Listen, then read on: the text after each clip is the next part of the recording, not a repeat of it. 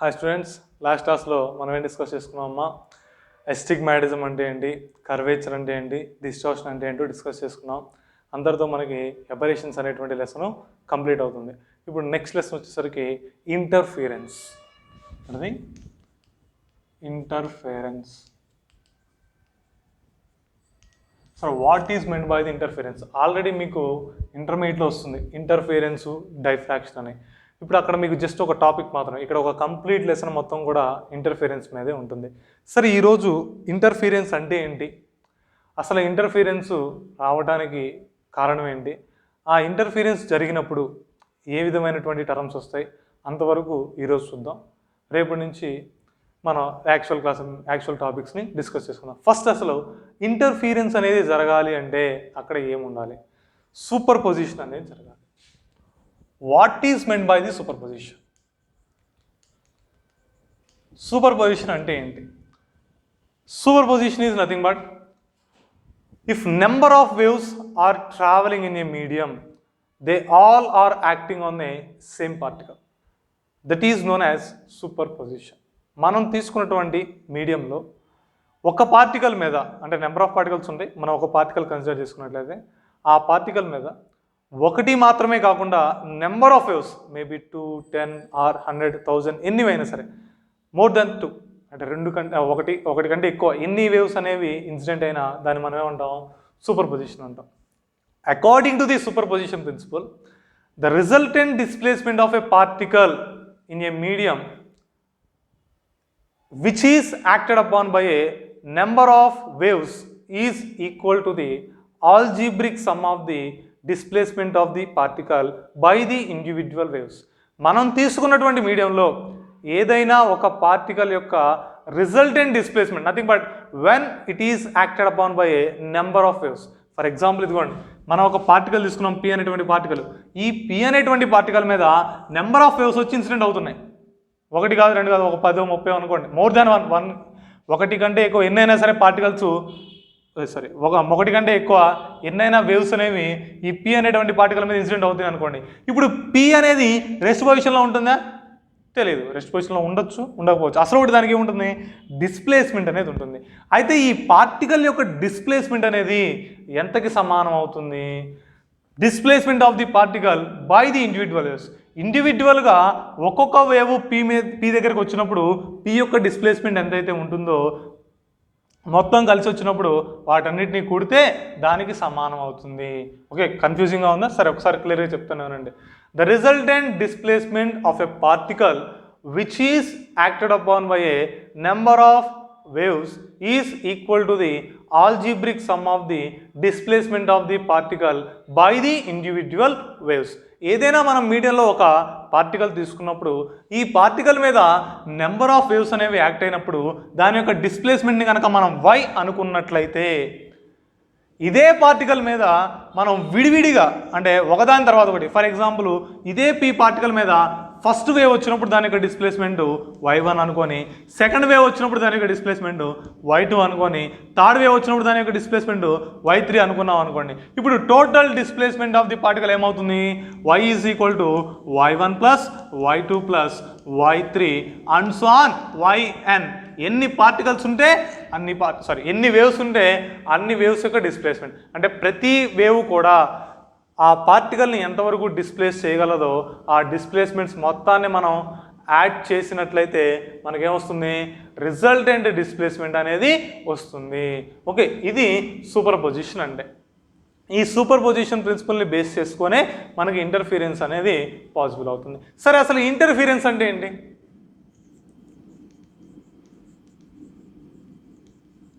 సరే, ఇంటర్ఫిరెన్స్ అంటే ఏంటి అసలు? ఇప్పుడు ఈ పార్టికల్ పి మీద 2 వేవ్స్ యాక్ట్ అయినాయి. ప్రతి వేవ్కి ఏముంటుంది? యాంప్లిట్యూడ్ అనేది ఒకటి ఉంటుంది. యాంప్లిట్యూడ్ క్యాపిటల్ ఏ. ఓకే, యాంప్లిట్యూడ్ ఉందంటే ఇంకోటి కూడా ఉంటుంది. ఏంటిది? ఇంటెన్సిటీ. ఇంటెన్సిటీ ఐ అనుకోండి. యాంప్లిట్యూడ్కి ఇంటెన్సిటీకి రిలేషన్ ఏమైనా ఉందా? ఉంది. Intensity is directly proportional to the square of the amplitude. Amplitude యొక్క స్క్వేర్కి ఇంటెన్సిటీ అనేది డైరెక్ట్లీ ప్రపోర్షనల్గా ఉంటుంది. ఓకే, ఇప్పుడు మన సూపర్ పొజిషన్ జరిగింది అనుకుందాం. అంటే మనం తీసుకున్నటువంటి మీడియంలో నెంబర్ ఆఫ్ వేవ్స్ని పంపించాం, అక్కడ సూపర్ పొజిషన్ జరిగింది. ఎక్కడైతే సూపర్ పొజిషన్ జరుగుతుందో అక్కడ రిజల్టెంట్ ఇంటెన్సిటీ అనేది ఇండివిజువల్ వేవ్స్ వలన వచ్చేటువంటి ఇంటెన్సిటీ కంటే వేరుగా ఉంటుంది. ఫర్ ఎగ్జాంపుల్, మనం ఒక మీడియంలోకి కేవలం ఒక వేవ్ని మాత్రమే పంపించినప్పుడు ఇంటెన్సిటీ I1 అనుకోండి, రెండో వేవ్ని మాత్రమే పంపించినప్పుడు ఇంటెన్సిటీ I2 అనుకోండి, మూడో వేవ్ని మాత్రమే పంపించినప్పుడు ఇంటెన్సిటీ I3 అనుకోండి. నేను ఒకవేళ నెంబర్ ఆఫ్ వేవ్స్ మొత్తాన్ని ఒకేసారి పంపించా, అప్పుడు వచ్చేటువంటి ఇంటెన్సిటీని క్యాపిటల్ I అనుకోండి. ఈ క్యాపిటల్ I అనేది ఈ I1, I2, I3కి డిఫరెంట్గా ఉంటుంది. Nothing but the resultant intensity in a reason of superposition is different from the intensities due to individual waves. ఎక్కడైతే సూపర్ పొజిషన్ అనేది జరుగుతుందో ఆ సూపర్ పొజిషన్ జరిగినటువంటి ప్లేస్లో ఇంటెన్సిటీ అనేది యాక్చువల్గా ఇండివిజువల్గా ఒక్కొక్క వేవ్ వచ్చినప్పుడు ఇంటెన్సిటీ ఎంతైతే ఉంటుందో దానికంటే వేరుగా ఉంటుంది. అంటే అక్కడ ఏం జరుగుతుంది అంటే the redistribution of intensity will takes place. మనం తీసుకున్నటువంటి రీజియన్లో సూపర్ పొజిషన్ కనుక జరిగినట్లయితే ఆ సూపర్ పొజిషన్ జరిగినటువంటి రీజియన్లో ఇంటెన్సిటీ అనేది ఏమవుతుంది, రీడిస్ట్రిబ్యూట్ అవుతుంది. దాన్ని మనం ఏమంటాం, ఇంటర్ఫియరెన్స్ అంటాం. Okay, interference is simply nothing but the redistribution of energy in a region of super position is known as interference. మనం తీసుకున్నటువంటి రీజియన్లో ఎనర్జీ కనుక రీడిస్ట్రిబ్యూట్ అయినట్లయితే లేదా ఇంటెన్సిటీ కనుక రీడిస్ట్రిబ్యూట్ అయినట్లయితే దాన్ని ఏమంటాం, ఇంటర్ఫియరెన్స్ అంటాం.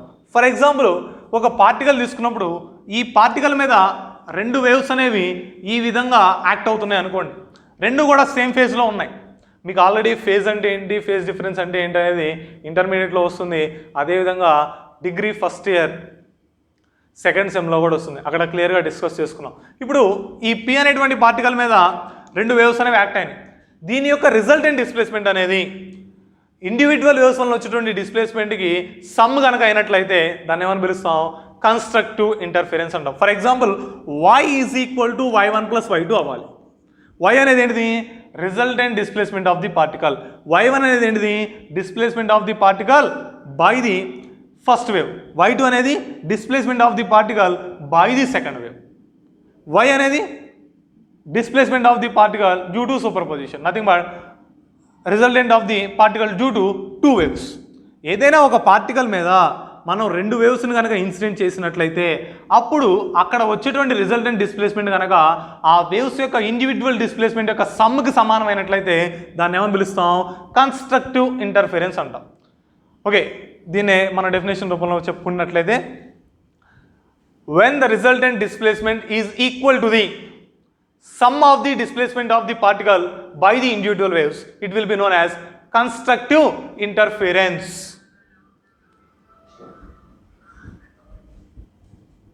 హలో, ఓకే చూడమ్మా, ఇంటర్ఫిరెన్స్ అంటే ఏంటి?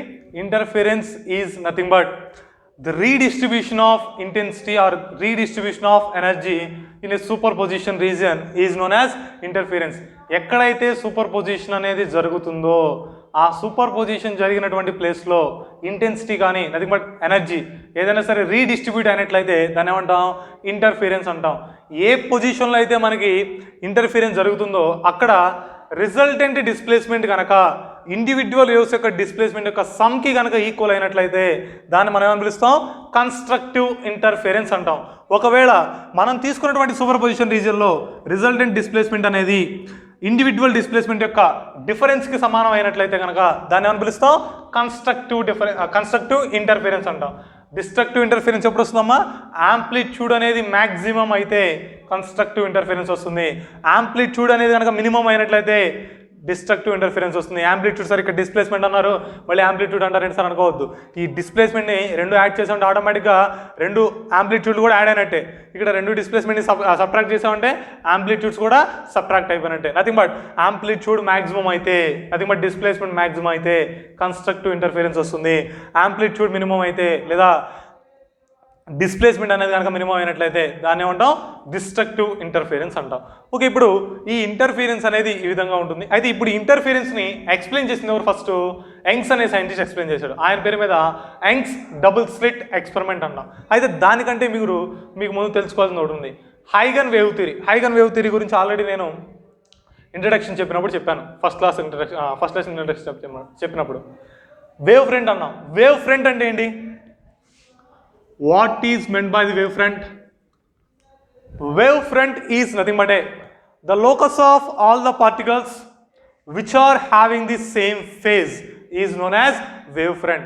మనం తీసుకున్నటువంటి మీడియంలో ఏ పార్టికల్స్కి అయితే ఒకటే ఫేజ్ ఉంటుందో ఆ పార్టికల్స్ యొక్క లోకస్ని దేని కింద తీసుకుంటాం? వేవ్ ఫ్రంట్ కింద తీసుకుంటాం. ఫర్ ఎగ్జాంపుల్ నేను ఒక ల్యాంప్ తీసుకుంటున్నాను. ఇది సోర్స్ ఆఫ్ ల్యాంప్, ఎస్ అనేటువంటి లైట్ ఉందనుకోండి. ఈ లైట్ని మనం స్విచ్ ఆన్ చేసినప్పుడు ఈ లైట్ చుట్టూ కూడా 360 డిగ్రీ యాంగిల్లో కూడా మనకేమవుతుంది? లైట్ వేవ్స్ అనేవి ట్రావెల్ అవుతుంటాయి. లైట్ వేవ్స్ అనేవి ట్రావెల్ అవుతూ ఉన్నప్పుడు అన్ని వైపులా కూడా లైట్ వేవ్స్ ఏమైంది?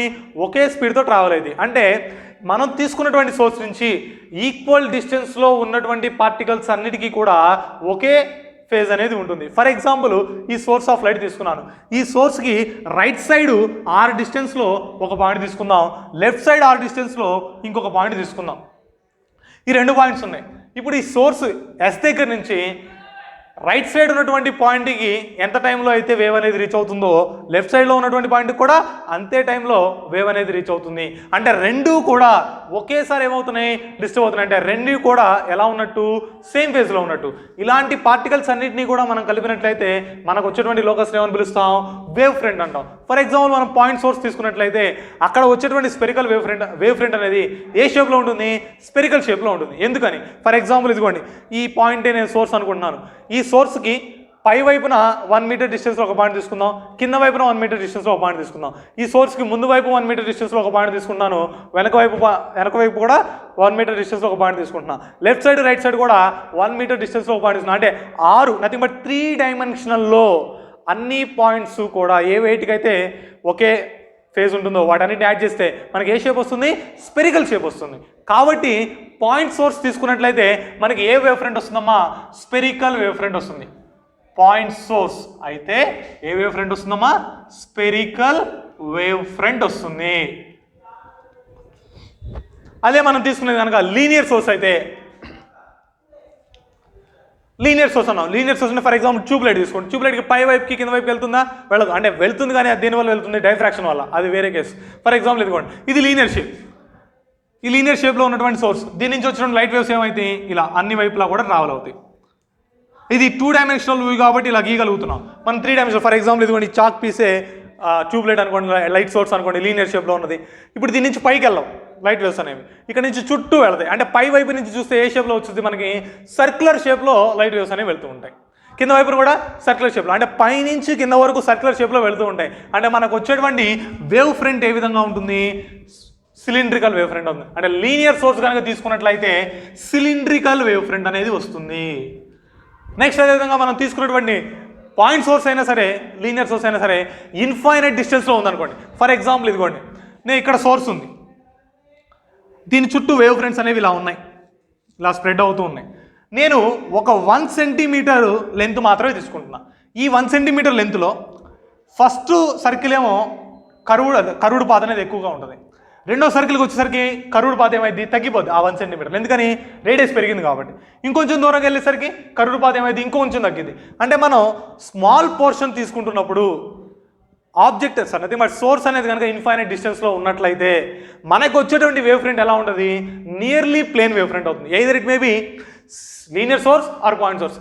పాయింట్ సోర్స్ అయినా సరే, లీనియర్ సోర్స్ అయినా సరే, ఎక్కడో ఇన్ఫైనైట్ డిస్టెన్స్లో ఉన్నప్పుడు మనకి వచ్చేటువంటి వేవ్ ఫ్రంట్ ఏ షేప్లో ఉంటుంది? ప్లేన్ వేవ్ ఫ్రంట్ షేప్లో ఉంటుంది. ఓకే, ఇవి వేవ్ ఫ్రంట్స్ అంటే. ఓకే, ఇప్పుడు యంగ్స్ డబుల్ స్లిట్ ఎక్స్పెరిమెంట్ దగ్గరికి వెళ్దాం. సరే, యంగ్స్ డబుల్ స్లిట్ ఎక్స్పెరిమెంట్ అన్నాం, మీ అందరికీ గుర్తుండే ఉంటుంది, ఇంటర్మీడియట్లో వస్తుంది. యంగ్స్ డబుల్ స్లిట్ ఎక్స్పెరిమెంట్ ఏంటి? when light waves are coming from a 2 different sources are superimposed in a region will form the alternate dark bands and bright bands which is known as interference. For example ఇదిగోండి, నేను yes అనేటువంటి source తీసుకున్నాను. ఈ yes అనేటువంటి source నుంచి light waves వస్తూ ఉన్నాయి. అయితే ఈ వచ్చేటువంటి లైట్ వేవ్స్ ఏ షేప్లో ఉంటాయి? వేవ్ షేప్లో ఉంటాయి. వేవ్ని మనం ఏ విధంగా రిప్రజెంట్ చేయాలి? ఈ విధంగా రిప్రజెంట్ చేయాలి. అయితే మన కన్సిడరేషన్ కోసం దీన్ని ఈ విధంగా రిప్రజెంట్ చేస్తున్నాను. ఇది క్రస్ట్ అనుకోండి, డాట్ లైన్ ట్రఫ్ అనుకోండి. థిక్ పార్ట్నేమో ఏమనుకుందాం? క్రస్ట్ అనుకుందాం. డాట్ ఎండ్ని ట్రఫ్ అనుకుందాం. మళ్ళీ క్రస్ట్, మళ్ళీ ట్రఫ్. ఈ విధంగా లైట్ వేవ్స్ అనేవి ముందుకు వెళ్తున్నాయి అనుకుందాం. దీని ముందు నేను ఒక స్క్రీన్ ప్లేస్ చేసి ఆ స్క్రీన్లో 2 స్లిట్స్ ప్లేస్ చేశాను. ఒక సోర్స్ ఏమో S1, ఇంకోటి S2. అంటే ఈ స్లిట్టే ఒక సోర్స్లో ఏర్పడుతుంది. ఫర్ ఎగ్జాంపుల్ మనం ఇటువైపు ఉన్నాం, ఇక్కడ నిలబడ్డాం అనుకోండి, మనం ఈ S2 కూడా క్లోజ్ అయింది, కేవలం S1 మాత్రమే ఉంది. మనకి కనబడే లైట్ ఏమైంది, మొత్తం S నుంచి బయటకు వస్తున్నట్టు కనబడింది. అంటే మనం ఏమనుకుంటాం, S1 అనేది ఒక సోర్స్ అవుతుంది, అదేవిధంగా S2 కూడా ఒక సోర్స్. ఇప్పుడు ఈ 2 సోర్సెస్ తీసుకున్నాను. ఫస్ట్ సోర్స్ నుంచి లైట్ వేవ్స్ వస్తున్నాయి, ఇదిగోండి, క్రస్ట్, ట్రఫ్, మళ్ళీ క్రస్ట్, మళ్ళీ ట్రఫ్, ఇలా ఆల్టర్నేట్గా వస్తూ ఉన్నాయి అనుకుందాం. మనం దీంట్లో అబ్జర్వ్ చేస్తే 2 థిక్ లైన్స్ ఒక చోట కలుస్తున్నాయి. ఇదిగోండి, ఈ 2 థిక్ లైన్స్ ఒక చోట కలిసినాయి, 2 డాటర్ లైన్స్ ఒక చోట కలిసినాయి. ఇక్కడ ఇంటెన్సిటీ, అది కూడా యాంప్లిట్యూడ్ అనేది మ్యాక్సిమం ఉంటుందా, మినిమం ఉంటుందా? మ్యాక్సిమం ఉంటుంది. ఎందుకని అవి 2 సేమ్ ఫేజ్లో ఉంటాయి కాబట్టి. అంటే 2 క్రస్ట్లు కలిసిన, 2 ట్రఫ్లు కలిసిన, ఫర్ ఎగ్జాంపుల్ ఇదిగోండి, ఇదొక వేవ్, ఇదొక వేవ్, ఈ రెండింటిని మనం యాడ్ చేస్తున్నాం. అంటే క్రస్ట్ యాడ్ అవుతుంది, ఆటోమేటిక్ యాంప్లిట్యూడ్ ఏమైంది, మ్యాక్సిమం అవుతుందిగా. అదే ఒకవేళ 2 ట్రఫ్లు యాడ్ చేస్తున్నా, ఈ విధంగా ఇవి రెండింటిని యాడ్ చేసిన ఏమైంది, రిజల్టెంట్ వేవ్ అనేది పెరుగుతుంది. అదే ఒకవేళ ఒక క్రస్ట్ ఒక ట్రఫ్ తీసుకున్నా, ఈ రెండింటిని యాడ్ చేస్తే ఇది పాజిటివ్, ఇది నెగిటివ్, రెండింటిని యాడ్ చేస్తే ఏమైంది, 0. అంటే ఇప్పుడు వేవ్ అనేది ఏమి రాదు. ఇక్కడ మీకు అర్థమైంది ఎలా గీస్తాను, ఇది పాజిటివ్, ఇది పాజిటివ్, ఈ రెండింటిని యాడ్ చేస్తాను అనుకోండి, వాల్యూ ఏమైతే పెరిగిద్ది, కాబట్టి ఈ విధంగా వస్తుంది. ఈ 2 చూసుకోండి, ఇది నెగిటివ్, ఇది నెగిటివ్, 2 నెగిటివ్ కాబట్టి యాడ్ చేస్తే వాల్యూ ఇంకా పెరుగుతుంది, ఈ విధంగా వస్తుంది. అదే ఒక పాజిటివ్ ఒక నెగిటివ్ తీసుకుంటే 2 ఎలా ఉన్నాయి, ఆపోజిట్ సైన్స్లో ఉన్నాయి, కాబట్టి రెండింటిని యాడ్ చేస్తే ఏమైతే వాల్యూ 0 అయిపోద్ది. అంటే ఇక్కడ దీన్ని బట్టి మనం ఏం చెప్పుకోవచ్చు, 2 క్రస్ట్లు యాడ్ అయినా, 2 ట్రఫ్లు యాడ్ అయినా రిజల్ట్ అనేది మ్యాక్సిమం వస్తుంది. అదే ఒకవేళ ఒక మ్యాక్సిమం ఒక మినిమం కనుక కలిసినట్లయితే రిజల్టెంట్ కూడా మినిమం అవుతుంది. ఇప్పుడు మనం తీసుకున్నటువంటి దాంట్లో ఈ థిక్ లైన్ అంటే నథింగ్ బట్ 2 క్రస్టులు ఒక చోట కలిసిన, 2 ట్రఫ్లు ఒక చోట కలిసిన మనకేమొస్తుంది, మ్యాక్సిమం వస్తుంది. అంటే ఈ పాయింట్ దగ్గర మనకేమైంది, బ్రైట్ ఫ్రింజ్ అనేది కనబడుతుంది.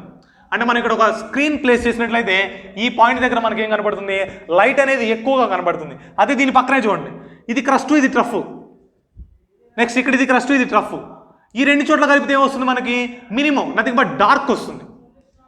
అంటే లైట్ అనేది ఏమవుతుంది, ఒక చోట బ్రైట్గా ఉంటుంది, ఒక చోట డార్క్, ఒక చోట బ్రైట్, ఒక చోట డార్క్. అంటే ఫస్ట్ ఒక రీజన్లో మాత్రం లైట్ ఉంటుంది. ఇదిగోండి, ఇంతవరకు లైట్ కనబడింది అనుకోండి, ఇక్కడ మళ్ళీ లైట్ ఉండదు, ఇక్కడ మళ్ళీ లైట్ కనబడుతుంది, ఇక్కడ మళ్ళీ లైట్ ఉండదు. అంటే ఆల్టర్నేట్గా ఏమైతే బ్రైట్ బ్యాండ్, డార్క్ బ్యాండ్స్ అనేవి ఫామ్ అవుతాయి. ఈ విధంగా ఫామ్ అవడాన్ని మనం ఏమంటాం, ఇంటర్ఫీరెన్స్ అంటాం. ఇది ఎక్స్ప్లెయిన్ చేసిన ఎవరు, యంగ్స్ అనే సైంటిస్ట్ ఎక్స్ప్లెయిన్ చేశాడు కాబట్టి దీన్ని యంగ్స్ డబుల్ స్లిట్ ఎక్స్పెరిమెంట్ అంటాం. ఓకే, ఇది మొత్తం కూడా దీని వల్ల జరుగుతుంది, సూపర్ పొజిషన్ వల్లే జరిగేది. సరే, దీనికి ఇది థియరిటికల్గా అంటే 2 క్రస్ట్లు యాడ్ అయినా, 2 ట్రఫ్లు యాడ్ అయినా మనకి కన్స్ట్రక్టివ్ ఇంటర్ఫీరెన్స్ జరిగి బ్రైట్ బ్యాండ్ అనేది వస్తుంది. అదే ఒక క్రస్ట్ ఒక ట్రఫ్ జరిగింది అనుకోండి, అప్పుడు డిస్ట్రక్టివ్ ఇంటర్ఫీరెన్స్ జరిగి మనకి డార్క్ బ్యాండ్ అనేది వస్తుంది. అయితే మీకు ఎగ్జాంపుల్ కోసం ఈ 2 మాత్రమే గీసాను. ఇక్కడ పైనుంచి కింద దాకా మొత్తం వరుసగా bright to dark, bright to dark, bright to dark వస్తూ ఉంటాయి. ఈ మిడిల్లో కరెక్ట్గా మనకి మ్యాక్సిమం వస్తుంది. దీన్ని ఏమంటారంటే సెంట్రల్ బ్రైట్ మ్యాక్సిమం అని కూడా పిలుస్తారు. ఓకే, ఇదంతా కూడా మీకు ఇంటర్మీడియట్లో వచ్చింది కాబట్టి నేను బ్రీఫ్గా ఎక్స్ప్లెయిన్ చేస్తున్నాను. ఇప్పుడు దీని యొక్క మ్యాథమెటికల్ థియరీ చూద్దాం మనం. అంటే మ్యాథమెటికల్గా అక్కడ వచ్చేటువంటి ఇంటెన్సిటీకి ఫార్ములా ఏమవుతుంది, అక్కడ వచ్చేటువంటి ఫేజ్ అంటే డార్క్ బ్యాండ్ అనేది రావాలి అంటే కండిషన్ ఏమవ్వాలి, బ్రైట్ బ్యాండ్ అనేది రావాలి అంటే కండిషన్ ఏమవ్వాలి. ఇప్పుడు ఈ ప్రాసెస్ మొత్తం జరగటం వలన ఇక్కడ ఎనర్జీ ఏమైనా క్రియేట్ అయిందా, లాస్ అయిందా, అంటే లా ఆఫ్ కన్జర్వేషన్ ఆఫ్ ఎనర్జీని ఒబే చేసిందా, చేయలేదా అనేది మనం ఇప్పుడు చూద్దాం.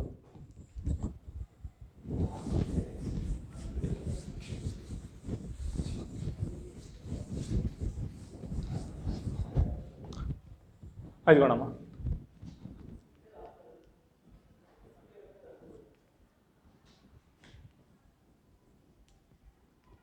Young's experiment.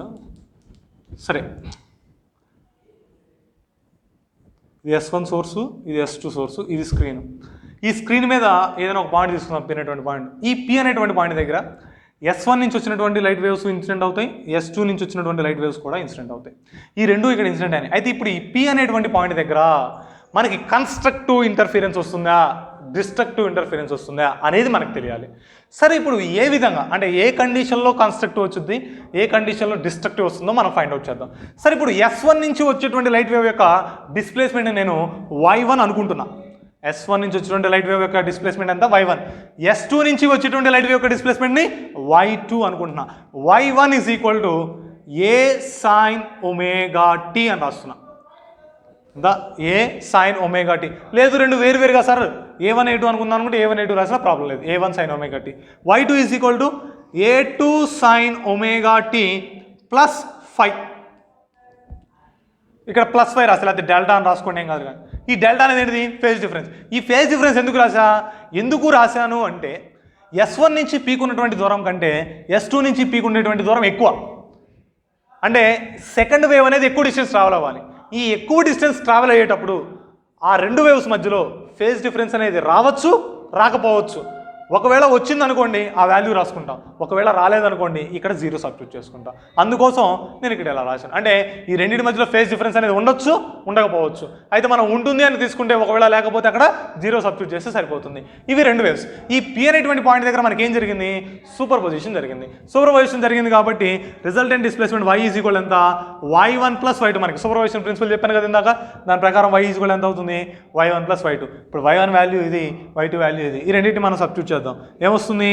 a1 sin omega t plus a2 sin of omega t plus delta. Okay, ఇది a1 sin ఒమేగా టీ అదే విధంగా ఉంచండి, plus a2 sin of omega t. Sine of a plus b కదా ఇది. Sine of a plus b అంటే మనం ఏం రాయొచ్చు? sin a cos b plus cos a sin b. ఆ ఫార్ములా ప్రకారం నేను ఎక్స్పాండ్ చేస్తున్నాను ఇక్కడ. a2 sin omega t cos delta plus a2 cos omega t sin delta.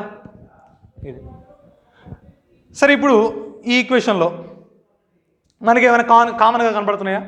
ఈ రెండిట్లో sin ఒమేగా టీ కామన్గా ఉంది. కామన్ తీస్తే a1 plus a2 cos delta into sin omega t మిగులుతుంది. అంటే ఇక్కడ sin ఒమేగా టీ తీసేస్తే ఇందులో a1 మిగులుతుంది, ఇందులో a2 cos డెల్టా మిగులుతుంది. కాబట్టి a1 plus a2 cos delta into sin omega t అవుతుంది. Plus a2 sin delta into cos omega t. ఇప్పుడు మనం ఏమనుకుందాం అంటే let a1 plus a2 cos delta equal to r cos theta అనుకుందాం. Next అదేవిధంగా a2 sin డెల్టాని r sin theta అనుకుందాం. Okay, ఇప్పుడు ఈ రెండు వాల్యూస్ని తీసుకొచ్చి ఇక్కడ సబ్స్టిట్యూట్ చేయండి. అప్పుడు ఏమవుతుంది value? y equal to r sin omega t cos theta plus ఇక్కడ వచ్చేసరికి r cos omega t sin theta. ఇప్పుడు ఈ రెండింటిలో r అనేది కామన్ ఉంది కాబట్టి బయట రాసాం. మిగిలిన టర్మ్స్ని మీరు అబ్జర్వ్ చేసినట్లయితే sin omega t cos theta, cos omega t sin theta అని ఉంది. అంటే sin a cos b plus cos a sin b ఫామ్లో ఉంది. అంటే మనం ఏం రాసుకోవచ్చు? sin of a plus b అని రాసుకోవచ్చు. అంటే sin of omega t plus theta అని రాసుకోవచ్చు. ఇది y. ఇది రిజల్టెంట్ డిస్ప్లేస్మెంట్ యొక్క ఫార్ములా. అయితే ఇందులో మనకి కన్స్ట్రక్టివ్ వస్తుందా, డిస్ట్రక్టివ్ వస్తుందా అనేది మనం దేని బట్టి చెప్పాలి? ఈ యాంప్లిట్యూడ్ని బట్టి చెప్పాలి.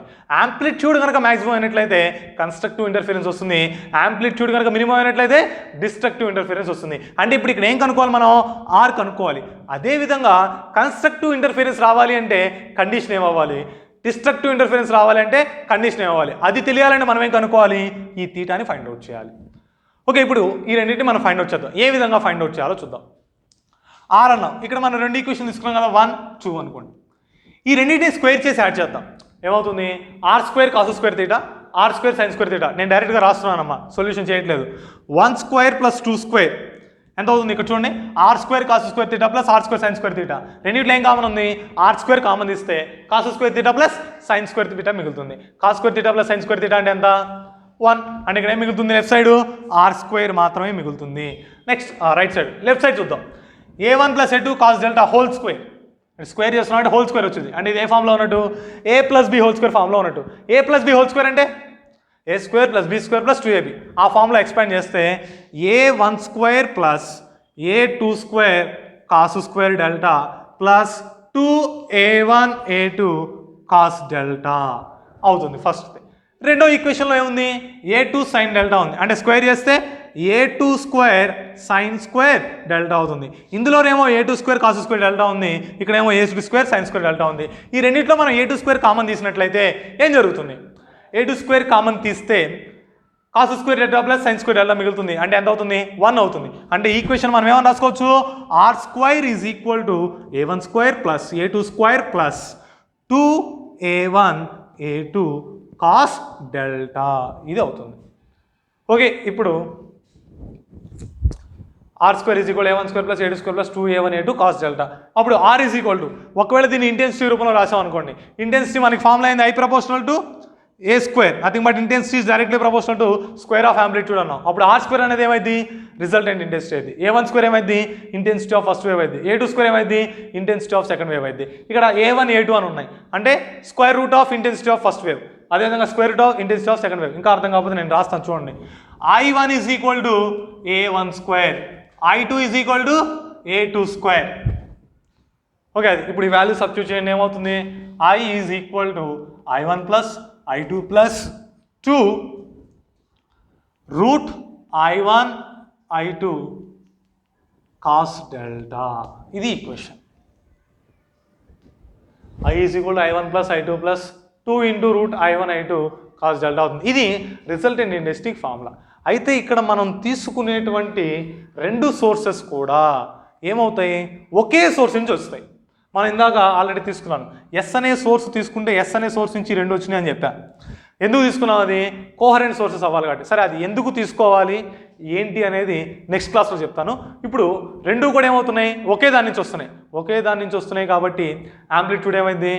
a1 equal to a2. అది సబ్స్టిట్యూట్ చేసేయచ్చు, లేదా అదే విధంగా వదిలేసినా పర్వాలేదు. I ఈజ్ ఈక్వల్ ఎంత? I1 plus I2 plus 2 into root I1 I2 cos delta. ఇది రిజల్టెంట్ ఇంటెన్సిటీ. అయితే ఇప్పుడు ఈ రిజల్టెంట్ ఇంటెన్సిటీ మ్యాక్సిమం ఎప్పుడు అవుతుంది, మినిమం ఎప్పుడు అవుతుంది, అది మనకు కావాల్సింది. మ్యాక్సిమం అన్నాం, I ఈజ్ మ్యాక్సిమం. ఎప్పుడైతే I is maximum? I maximum ఎప్పుడు అవుతుంది? కరెక్ట్గా గమనించండి ఒకసారి, అందులో చూడండి ఎలా ఉందో. I is equal to I1 plus I2 plus 2 into root I1 I2 cos delta అయింది. అయితే ఇప్పుడు కండిషన్ మ్యాక్సిమం ఎప్పుడు వస్తుంది? మనం తీసుకున్నటువంటి ఒక ఈక్వేషన్లో కనుక ఎప్పుడైనా సరే కాస్ థీటా టర్మ్ కనుక ఉన్నట్లయితే, ఆ కాస్ థీటా టర్మ్ అనేది మ్యాక్సిమం అయితే ఏమవుతుంది? మనకి ఈక్వేషన్ అనేది మ్యాక్సిమం అవుతుంది. ఒకవేళ ఆ ఈక్వేషన్లో తీసుకున్నటువంటి ట్రిగ్నామెట్రిక్ ఫంక్షన్ కనుక మినిమం అయితే ఆ వాల్యూ మినిమం అవుతుంది.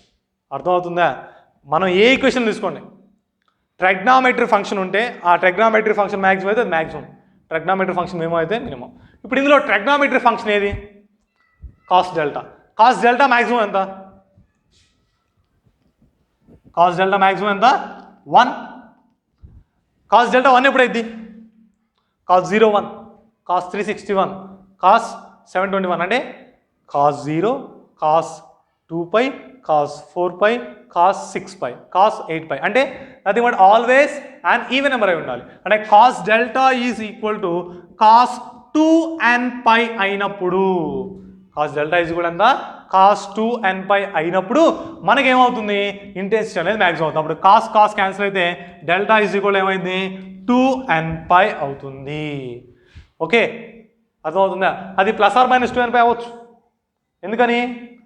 +0 అన్న -0 అన్న ఒకటే, +360 అన్న -360 అన్న cos of minus theta cos theta అయిపోయింది, అంతేనా?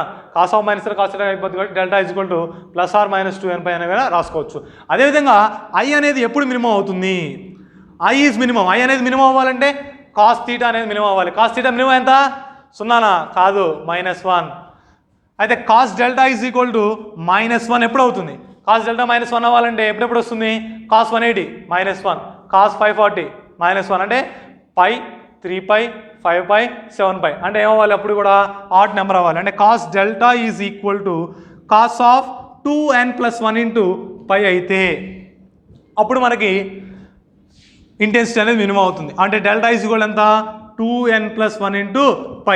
ఇక్కడ సార్ 2n+1 అయితే ఆడ్ నెంబర్, 2n - 1 అయినా ఆడ్ నెంబరేగా, మరి అది ఎందుకు రాయకూడదు అంటే ఇక్కడ n ఈక్వల్ టు 0 1 2 3 అని తీసుకుంటాం. n ఈక్వల్ టు 0 నుంచి తీసుకున్నాం కాబట్టి అక్కడ 2n+1 తీసుకోవాలి. ఒకవేళ 1 నుంచి తీసుకుంటే మైనస్ తీసుకున్నా సరే ప్రాబ్లమే ఉండదు. ఇది మ్యాక్సిమం కండిషను, మినిమం కండిషను. అయితే మనకి ఇక్కడ ఇది ఫేజ్ డిఫరెన్స్ సంబంధించి. అదే పాత్ డిఫరెన్స్ కూడా ఉంటుంది కదా, పాత్ డిఫరెన్స్ అనేది ఎంతైతే మన కన్స్ట్రక్టివ్ ఇంటర్ఫిరెన్స్ వస్తుంది, పాత్ డిఫరెన్స్ అనేది ఎంతైతే డిస్ట్రక్టివ్ ఇంటర్ఫిరెన్స్ వస్తుందో చూద్దాం. ఓకే, మనందరికీ రిలేషన్ తెలుసు, ఇంటర్మీడియట్లో వస్తుంది, డిగ్రీలో కూడా వస్తుంది, first year second సెమ్లో.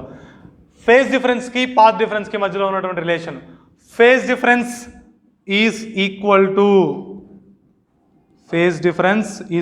To 2π/λ into path difference. ఇది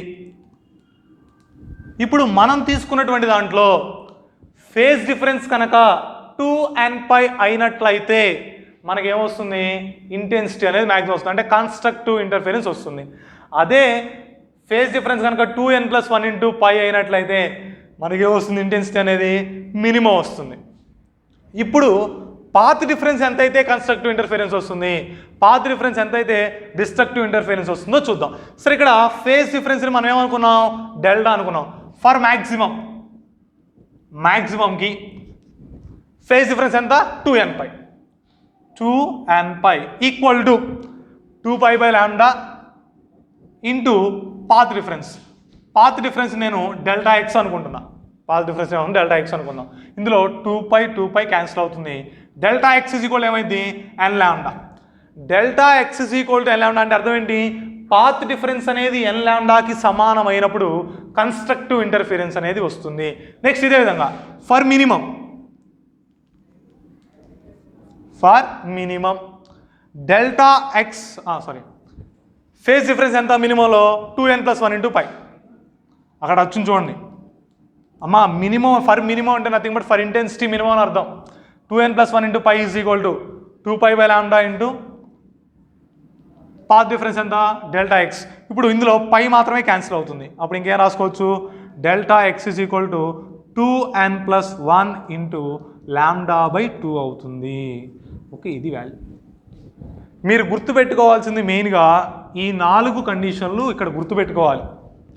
అంటే కన్స్ట్రక్టివ్ ఇంటర్ఫిరెన్స్ అనేది ఎప్పుడు వస్తుంది అంటే ఫేజ్ డిఫరెన్స్ ఎంతైనప్పుడు కన్స్ట్రక్టివ్ వస్తుంది, పాత్ డిఫరెన్స్ ఎంతైనప్పుడు కన్స్ట్రక్టివ్ వస్తుంది. అదేవిధంగా ఫేజ్ డిఫరెన్స్ ఎంతైనప్పుడు డిస్ట్రక్టివ్ వస్తుంది, పాత్ డిఫరెన్స్ అనేది ఎంతైనప్పుడు డిస్ట్రక్టివ్ వస్తుంది. ఈ 4 కండిషన్లు మీరు గుర్తుపెట్టుకోవాలి, ఎందుకంటే ఈ లెసన్ నెక్స్ట్ లెసన్ మొత్తంలో వస్తాయి ఇవి. ఓకే, కన్స్ట్రక్టివ్ ఇంటర్ఫరెన్స్ ఎప్పుడు వస్తుంది చెప్పండి అమ్మా, ఫేజ్ డిఫరెన్స్ అనేది 2nπ అయ్యి పాత్ డిఫరెన్స్ అనేది nλ అయితే అప్పుడు మనకి కన్స్ట్రక్టివ్ ఇంటర్ఫిరెన్స్ అనేది వస్తుంది. అదేవిధంగా డిస్ట్రక్టివ్ ఇంటర్ఫిరెన్స్ ఎప్పుడు వస్తుంది, పాత్ డిఫరెన్స్ అనేది 2n+1 ఇంటూ λ/2 అయ్యి ఫేజ్ డిఫరెన్స్ కనుక 2n+1 ఇంటూ π అయినట్లయితే డిస్ట్రక్టివ్ ఇంటర్ఫిరెన్స్ వస్తుంది. ఈ 4 కండిషన్లు కూడా చాలా ఇంపార్టెంట్.